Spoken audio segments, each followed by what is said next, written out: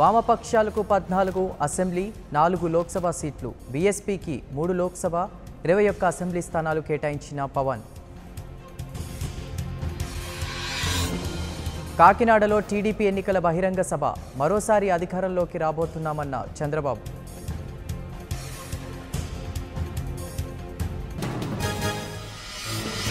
గోవా ముఖ్యమంత్రి మనోహర్ పారికర్ కన్నుమూత, క్లోమగ్రంథి వ్యాధితో చికిత్స పొందుతూ మృతి.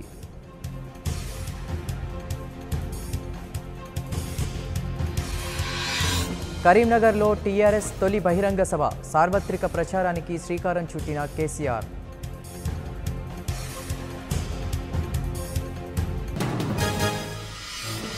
తూర్పుగోదావరి జిల్లాలో వైసీపీ ఎన్నికల ప్రచారం, ఒక్కసారి నాకు అవకాశం ఇవ్వండి అన్న జగన్.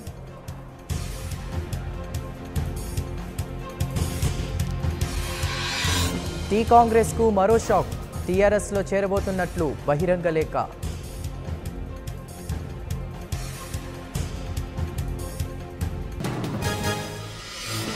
ఇడుపులపాయలో జగన్ పర్యటన, అసెంబ్లీ లోక్సభ అభ్యర్థుల జాబితా విడుదల.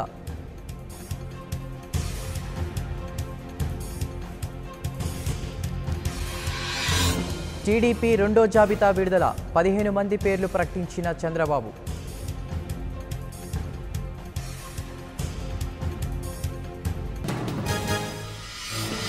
టీడీపీలోకి మాజీ MP Harsha Kumar, Amalapuram MP ticket ఇచ్చే అవకాశం.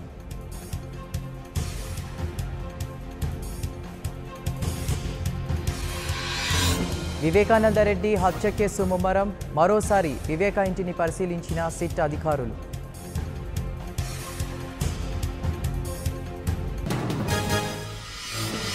జగన్ను మానసికంగా దెబ్బతీసేందుకే వివేకానందరెడ్డి హత్య, చంద్రబాబు సర్కార్పై రోజా ఫైర్.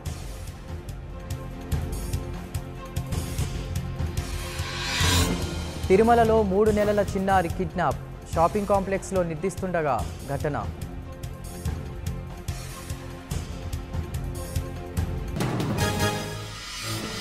టీడీపీ నేతలపై రెచ్చగొట్టే ప్రసంగం, ధర్మవరంలో వైసీపీ అభ్యర్థి కేతిరెడ్డి ఫైర్.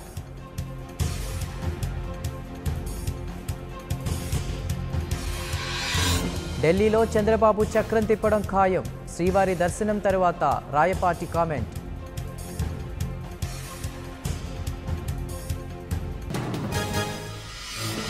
హైదరాబాద్లో నటుడు విశాల్ అనీషాల నిశ్చితార్థం, సెప్టెంబర్లో ఒకటవుతున్న జంట.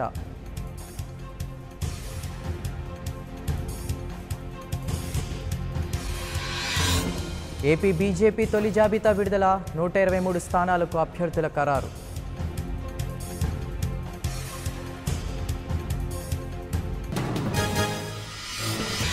కర్ణాటకలో సీట్ల సర్దుబాటు, జేడీఎస్ 8 స్థానాలు, కాంగ్రెస్ 20 స్థానాల్లో పోటీ.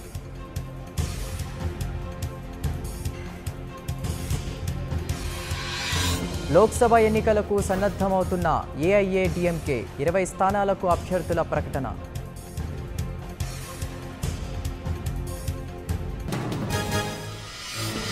బీజేపీకి Prayagraj MP good bye, Akhilesh సమక్షంలో ఎస్పీలో చేరిన శ్యామ్ చరణ్ గుప్తా.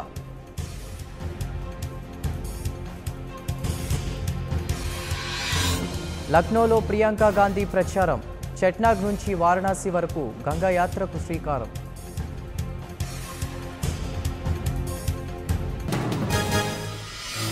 జమ్మూలో మరో కొత్త పార్టీకి అంకురార్పణ, పీపుల్స్ మూవ్మెంట్ పార్టీ మాజీ ఐఏఎస్ అధికారి శ్రీకారం.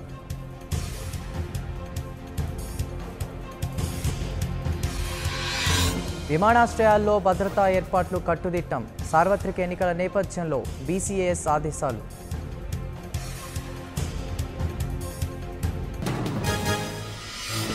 స్పష్టత లేకపోవడంతో కాపాడుకోలేకపోయాం, ఉగ్రదాడిపై ముందే సమాచారం ఉందన్న న్యూజిలాండ్ ప్రధాని.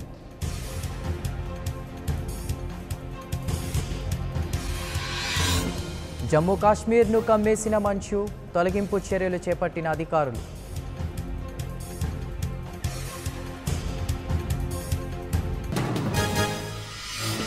విజయ్ దేవరకొండ హీరోగా డియర్ కామ్రేడ్, 4 భాషల్లో టీజర్ విడుదల.